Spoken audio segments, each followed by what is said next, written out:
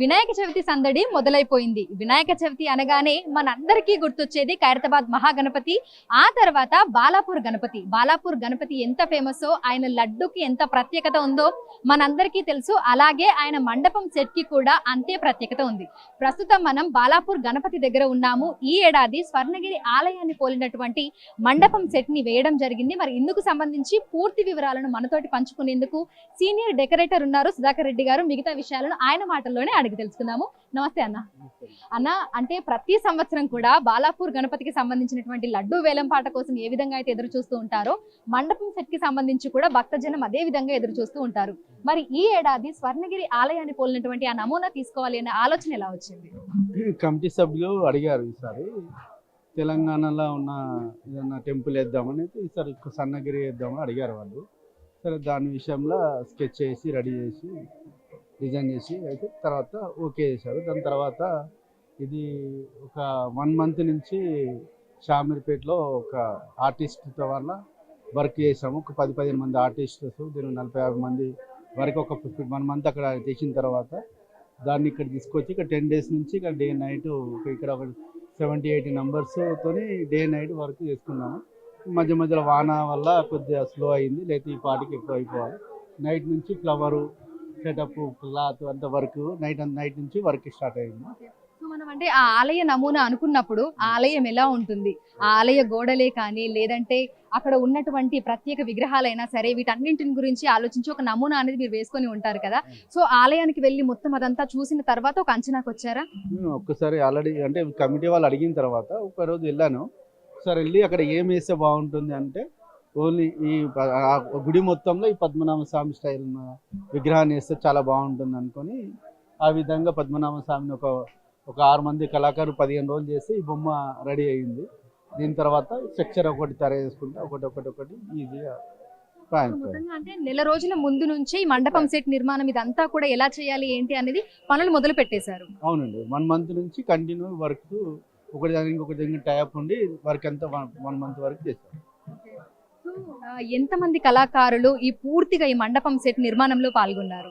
కళాకారులు ఒక 6 మంది కళాకారులు ఉంటారు. దీనికి ఒక 40-50 మంది ప్రొడక్షన్ చేసేవాళ్ళు వీళ్ళు కలిపి చేస్తే ఇది 1 మంత్ నుంచి కంటిన్యూ చేస్తే ఈ రోజు వరకు ఇంతగానం అయింది. తర్వాత వర్క్ ఇక్కడ తీసే ఫిట్టింగ్ వాళ్ళు ఒక 80 మంది డే నైట్ ఒక 10 days నుంచి సపరేట్గా ఈ టీం సపరేట్ ఉంటుంది. ఈ టీం వాళ్ళు ఫ్లవర్ పేస్టింగ్ వరకు, ఇది కలర్ పెయింట్స్ అంతా డిఫరెంట్ వాళ్ళు 80 మంది వరకు ఇక్కడ చేశారు 10 days నుంచి. షామీర్పేటలో అంటే మెటీరియల్ అంటే ఈ స్తంభాలు ఇవన్నీ ఎలా ఉండాలి ఏంటి అనేది మొత్తం అక్కడ చేసి పెట్టుకొని అక్కడ నుంచి మళ్ళీ ఇక్కడికి ట్రాన్స్పోర్ట్ చేశారు. సో అక్కడ తయారు చేయడం ఒక వంత అయితే దాన్ని తీసుకొని రావడం కూడా పెద్ద సమస్య, ఎందుకంటే వాతావరణం కూడా అనుకూలించట్లేదు కదా. మరి ఎట్లాంటి ఇబ్బందులు పడ్డారు? వాతావరణం అయితే వాన అయితే ఈసారి చాలా కొద్ది ట్రబుల్ ఇచ్చింది. డేస్ వరకు ఆగింది. నైట్ నుంచి కంటిన్యూ పడుతుంది. కంటిన్యూ అయినా పొద్దున మార్నింగ్ 6 o'clock ఆల్రెడీ ఇక వాన అవుతట్లేని చెప్పి మేమే కంటిన్యూ స్టార్ట్ చేసినాం. వానతో పాటు వానలో అందరు 80 మంది తడుచుకుంటా అందరు వర్క్ చేశారు. ఎవరు కూడా డిసప్పాయింట్ లేకుండా చేశారు. ఇప్పుడు కొద్దిగా వాన కొద్దిగా వెలిసింది కాబట్టి మీకు క్లియర్గా ఒక 1.5 hourలో క్లియర్ అయిపోతుంది. ఎంతో ప్రత్యేకమైనటువంటి బాలాపూర్ గణపతికి సంబంధించినటువంటి ఆ మండపం సెట్ లో మీరు ఒక పాత్ర అవడము, ఇన్ని సంవత్సరాలుగా ఈ డెకరేషన్ పనులు ఇవన్నీ కూడా చూసుకోవడం ఏ విధంగా అనిపిస్తుంది? చాలా సంతోషం, అదృష్టం నాకు చేయడంకే. బాలాపూర్ గణేశునికి సెట్టింగ్ చేయడం చాలా అదృష్టం. Thank you. చూడొచ్చు, నిజంగానే స్వర్ణగిరి ఆలయంలో ఉన్నామా అనే విధంగా కూడా మండపం సెట్ ని ఎంతో అద్భుతంగా నిర్మించారు. మనకి లోపలికి ఎంటర్ అయిన తర్వాత ముందుగా అనంత పద్మస్వామి మనకి కనిపిస్తారు. అంటే మనము స్వర్ణగిరి ఆలయంలో ఏ విధంగా అయితే లోపలికి వెళ్ళిన తర్వాత మనకి పవలిస్తూ కనిపిస్తారో అదే విధంగా ఎక్కడ కూడా కొంచెం కూడా మనకి ఆ తేడా అనేది రాకుండా దాదాపు 60 మంది కళాకారులు ఎంతో అద్భుతంగా అనంత పద్మనాభ స్వామి విగ్రహాన్ని అయితే చేయడం జరిగింది. సో మనం బాలాపూర్ గణపతి దగ్గరికి వచ్చిన తర్వాత లోపలికి ఎంటర్ అయ్యాక మనకు ముందుగా అనంత పద్మనాభ స్వామి ఈ విధంగా కనిపిస్తారు. ఆ తర్వాత ఒక్కసారి మనం చూస్తే బాలాపూర్ స్వర్ణగిరి అని ఎంతో అందంగా పూలతోటి డెకరేట్ చేశారు. మొత్తంగా ఆ ఆలయ నమూనాని అక్కడ ఏ విధంగా అయితే ఉందో అదే విధంగా ఇక్కడ నిర్మించడంలో కళాకారులు అందరూ కూడా సక్సెస్ అయ్యారని చెప్పుకోవచ్చు. దాదాపు నెల రోజులుగా అనేక మంది కళాకారులు దీని వెనకాల ఉండి శ్రమించి ఎంతో సుందరంగా ఈ మండపం సెట్ అంతా కూడా నిర్మించారు.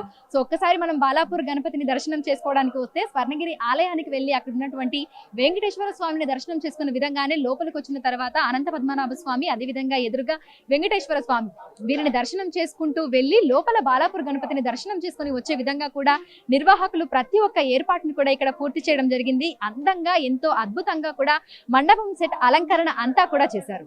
విడుదల గౌరవ్తో Anjuma, Big TV, Hyderabad. For more videos like this, subscribe Big TV channel.